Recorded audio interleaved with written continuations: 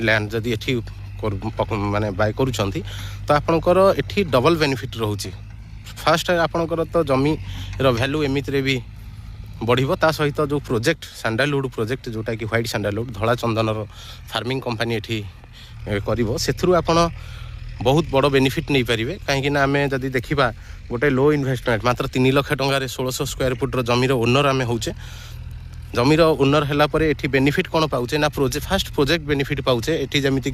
33 एकर उपर कंपनी तार boundary wall diamond finishing with DC supporting गोटे बाउंड्री कर टोटाल कंप्लीट प्रोजेक्ट आपने देखिपे केते बड़ प्रोजेक्ट। तो आपर एठी सीसीटीवी सिक्यूरीटी गार्ड इलेक्ट्रिक बोरेल गोटे ऊपर देखिपे से हाइट जगह जो अच्छी से गोटे कटेज कर जो ओनर मैंने जिते आसबे ये